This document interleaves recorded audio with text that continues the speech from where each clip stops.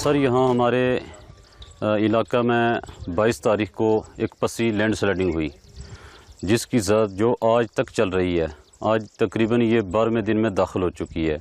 سر اس پسی نے ہمارے علاقے میں بہت نقصان کیا ہے جس میں بہت کافی جو مکان ہیں 4-5 مکان وہ گر چکے ہیں, تباہ ہو چکے ہیں, اور لگ بھگ جو ہیں 10-12 گھر جو ہیں اس کی زد میں ہیں اور ان میں دراڑیں پڑ چکی ہیں, اور وہ مکان جو ہیں وہ سامان گھروں سے جو لوگ نکال رہے ہیں.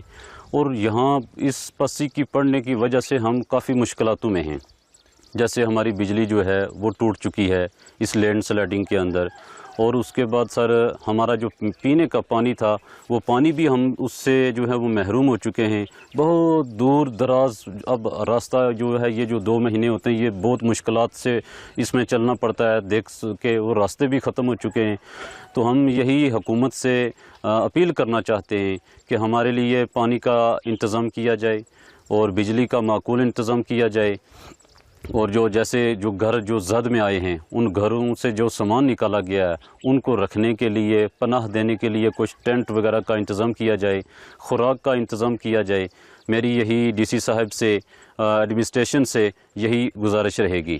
سر یہ بتائیں گے کہ ابھی تک جو نقصان ہوا ہے تو جیسے آپ نے 10-12 گھر بتائے, تو آس پاس کے کتنے مکانوں کو یہ نقصان پہنچا سکتی ہے آنے والے وقت میں؟ سر آنے والے وقت میں جو یہ بستی تھی ہماری 10-12 گھروں کی, اس میں 5-6 گھر جو تباہ ہو چکے ہیں, اور جو آس پاس میں جو ایک طرف 5-7 گھر ہیں, دوسری طرف 4-5 گھر ہیں, یہ ان میں دراڑیں پڑ چکی ہیں, وہ بالکل کگار پہ کھڑے ہیں.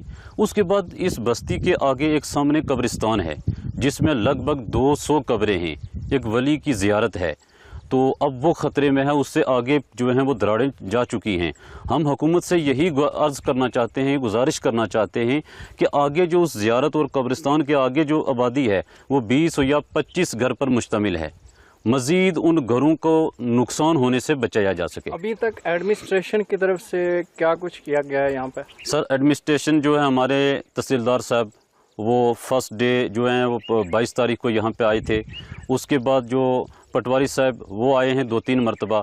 باقی یہ ہے سر معقول جو ہے وہ انتظام یہاں پہ حکومت کی طرف سے, ایڈمنسٹریشن کی طرف سے جو ہے جو ہونا چاہیے وہ نہیں مل رہا ہے, توجہ نہیں ہے حکومت کی.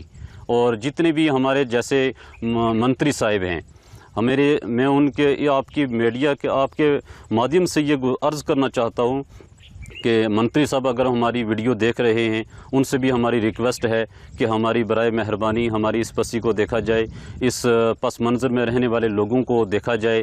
یہ بہت مشکل میں ہیں اس وقت, اور میں یہ بھی یعنی سوچتا ہوں کہ اپنا منتری صاحب کو یہاں پہ وزٹ کرنا چاہیے. جب ہمارا مکان گرا 22 تاریخ کو تو ہم راشن کو گئے تھے. ہمارے چھوٹے چھوٹے بچے ہیں, ساری عمر 14 سال ہو گئے میرے شوہر کو سعودی عرب میں گئے ہوئے. تو سب محنت کر کے ہم نے مکان بنایا تھا. تو آج تک